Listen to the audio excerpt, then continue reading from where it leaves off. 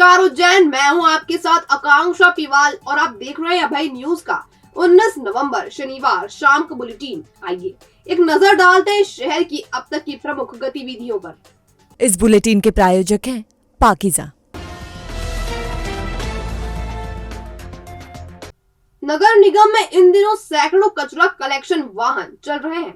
इनके संचालन और मेंटेनेंस में निगम को लाखों रुपए हर माह खर्च करना पड़ता है, जिससे निगम पर आर्थिक बोझ बढ़ रहा है। अब नवाचार को अपनाते हुए निगम के वाहनों को इलेक्ट्रिक वाहनों में बदलने की योजनाएं बनाई जा रही है। इसके लिए जुगाड़ कर एक वाहन को इलेक्ट्रिक रूप दिया गया है। फिलहाल ये वाहन 10 दिन के ट्रायल पर चलाया जा रहा है। यदि सब कुछ ठीक रहा तो जल्द ही निगम के सभी वाहनों को इलेक्ट्रिक किया जाएगा।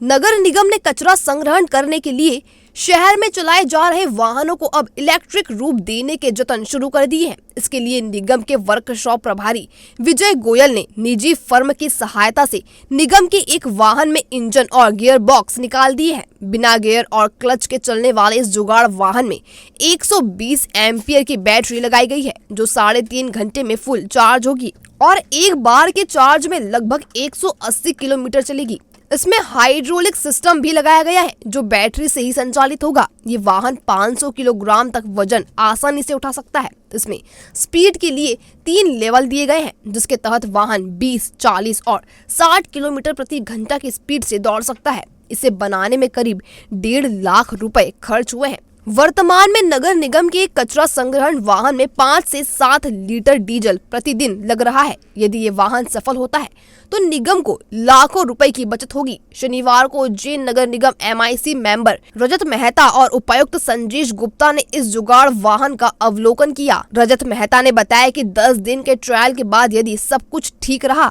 तो निगम के पांड्या खेड़ स्थित डिपो में खड़े कई खराब वाहनों का उपयोग किया जा सकता है। इन वाहनों से खर्च तो कम होगा, साथ ही प्रदूषण भी कम होगा। ये पुरानी गाड़ियाँ थी जो काम में नहीं आ पा रही थी, तो उसमें हमारे संदेश गुप्ता जी, विजय गोयल जी ने प्रयास किया कि अपन इसको इलेक्ट्रिक का ज़माना आ रहा है और उसी पे हमें चलना है, तो एक इसमें नवाचार करने का प्रयास किया। लगभग 1.5 लाख के खर्चे में इन्होंने इस गाड़ी को तैयार कर दिया है, जो कि हमारे रोज़ के डीजल को बचाएगी। और हमने भी इसको चला के देखा और आप लोगों ने भी देखा है, तो इसका हाइड्रोलिक वगैरह भी काम कर रहा है। इसमें कचरा भरा हुआ है, हमने प्रैक्टिकल करके भी देखा है, तो कचरा भरा हुआ है और इस बढ़िया काम करेगी शहर में। विक्रम विश्वविद्यालय में शनिवार सुबह 2 दिवसीय संभाग स्तरीय युवा उत्सव का शुभारंभ हुआ। पहले दिन मंच पर लोक संस्कृति की झलक दिखाई दी। युवा उत्सव में विक्रम विश्वविद्यालय परिक्षेत्र के अंतर्गत आने वाले 7 जिलों के 400 से अधिक प्रतिभागी, मैनेजर और संगतकार शामिल होने पहुंचे। 22 विधाओं में प्रतिभागी अपनी प्रतिभा का प्रदर्शन करेंगे।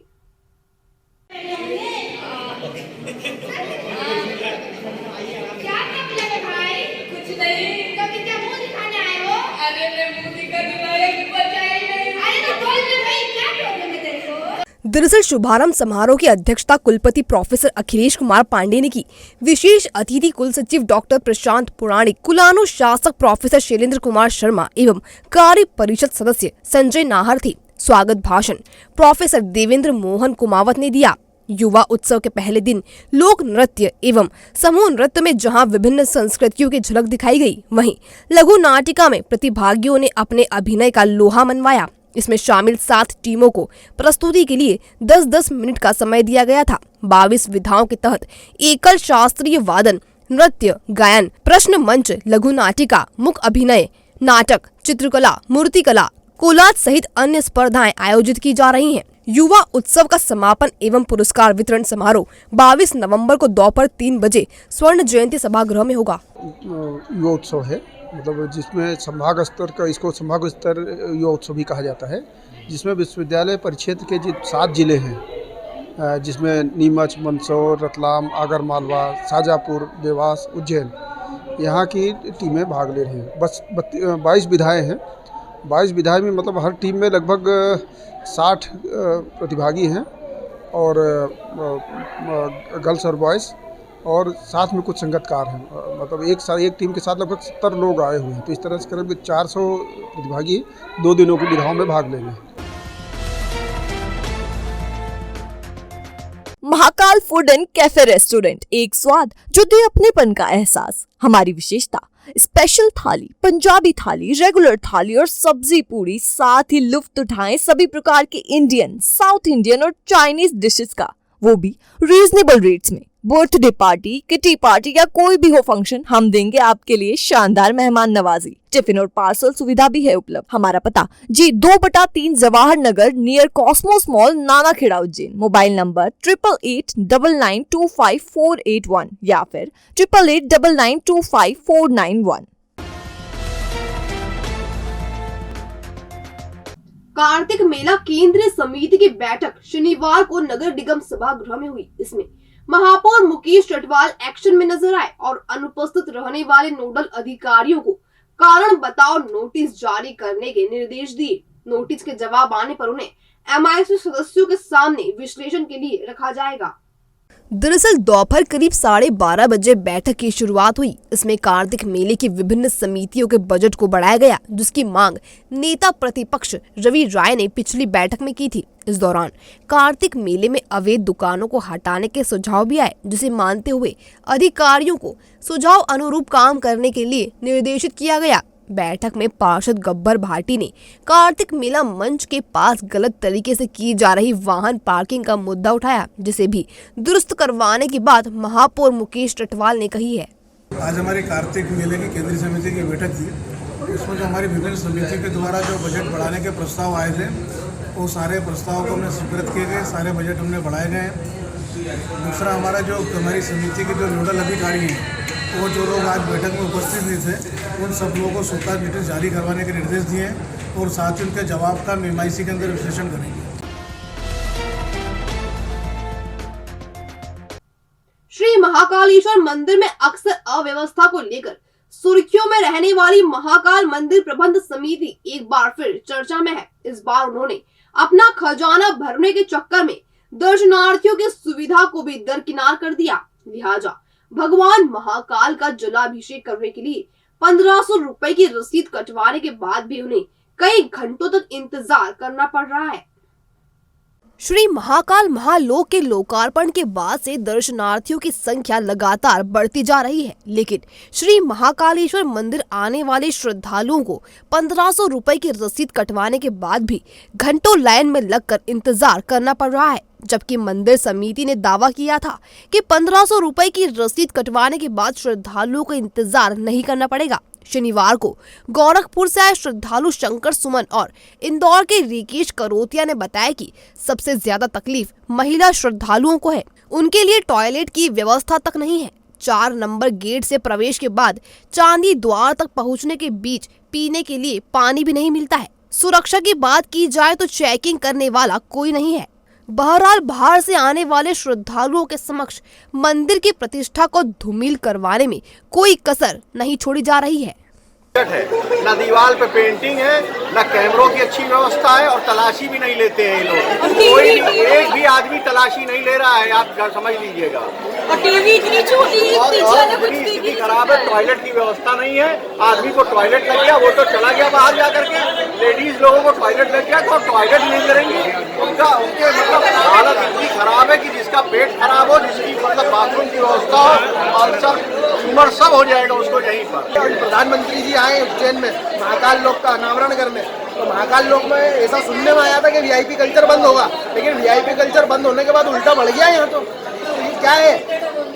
हम भी धर्मनीति को जानते हैं और हिंदुत्ववादी लोग हैं, लेकिन ये किस तरह का काम कर रहा है। तो मेरा निवेदन है कि यहाँ पे जो भी प्रशासक है, खैर प्रशासक तो भगवान स्वयं महाकाल है यहाँ पे, लेकिन जो आधिकारिक रूप से यहाँ पे नियुक्त हुए हैं उनको यहाँ पे ध्यान दें और ये सुविधा को सुदृढ़ करके और सबको सुविधा युक्त हो दर्शन, ये सारी व्यवस्था करने का काम उज्जैन प्रशासन करे। मेरा निवेदन है आपके चैनल के माध्यम से उज्जैन के सारे जनप्रतिनिधि और सारे अधिकारी तक मेरी बात पहुंचाई जाए, ताकि सभी लोगों को सुविधा हो और सुविधा होने के बाद कम से कम लोग है ना परेशान ना हो। श्री विनायक फाइनेंस सर्विस, आपका विश्वास ही हमारा वादा। हमारे साथ आप बड़ी ही आसानी से पाएंगे गवर्नमेंट बैंक या प्राइवेट बैंक से सभी प्रकार के लोन, तो अब कम से कम ब्याज दर पर पाएं home loan, mortgage loan, business loan, personal loan, ग्रामीण क्षेत्र में ग्राम पंचायत के पट्टे पर loan, gold loan, income tax return, दुकान का गुमास्ता, फूड लाइसेंस और सभी प्रकार के इंश्योरेंस के लिए भी विजिट कर सकते हैं। Shri Vinayak finance service B112 Mahakaleshwar नमकीन के ऊपर, इंदौर रोड, उज्जैन। या आज ही कॉल करें 9907432200 या फिर 9111068965। मध्य प्रदेश के पूर्व मुख्यमंत्री कमलनाथ द्वारा अपने जन्मदिन पर छिंदवाड़ा में मंदिर के आकार और हनुमान जी की तस्वीर वाला केक काटने को लेकर विरोध का दौर लगातार जारी है। बीती शाम भारतीय जनता युवा मोर्चा ने कमलनाथ का पुतला फूका था। वहीं शनिवार को डॉक्टर अवधेश पुरी महाराज ने ज्ञापन सौंपा है। दरअसल शनिवार दोपहर परमहंस डॉक्टर अवधेश पुरी महाराज आईजी ऑफिस पहुंचे और ज्ञापन सौंपा। उन्होंने ज्ञापन का वाचन करते हुए पूर्व सीएम कमलनाथ और उनके सहयोगियों पर एफआईआर दर्ज कर गिरफ्तार करने की मांग की। उन्होंने कहा कि एक और तो राहुल गांधी यात्रा निकालकर भारत को जोड़ने की बात कर रहे हैं, वहीं दूसरी ओर उनके नेता करोड़ों हिंदुओं की आस्था के साथ खिलवाड़ कर देश को तोड़ने का कृत्य कर रहे हैं। आपको बताते चले कि शुक्रवार शाम भारतीय जनता युवा मोर्चा ने भी शहीद पार्क पर नारेबाजी करते हुए कमलनाथ का पुतला फूका था और उनके इस कृत्य को हिंदू विरोधी करार दिया था। संज्ञान में आना चाहिए और वो उसके जो भी दोषी हों उन पर यही कार्रवाई उन पर भी करना चाहिए, हिंदुओं की भावनाओं को आहत करने की।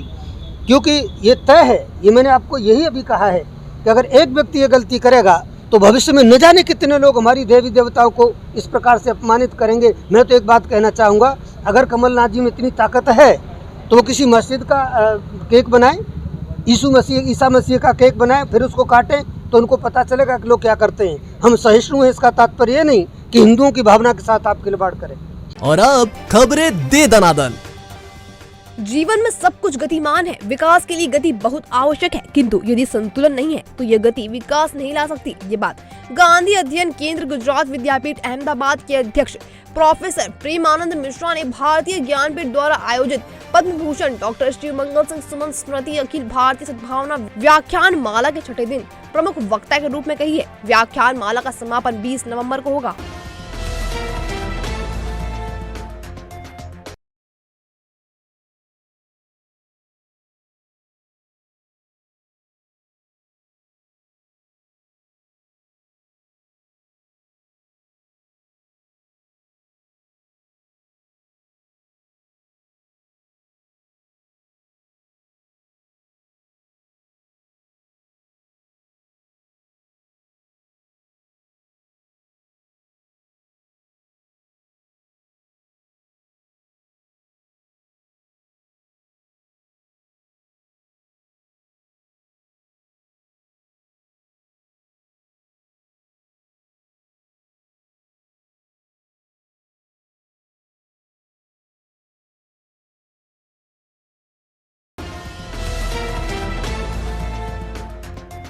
तो ये था अभय न्यूज का आज का बुलेटिन। अगर खबरों को लेकर आपके पास कोई जानकारी हो तो हम तक जरूर पहुंचाएं। कल फिर मुलाकात होगी नए बुलेटिन के साथ। तब तक के लिए नमस्कार।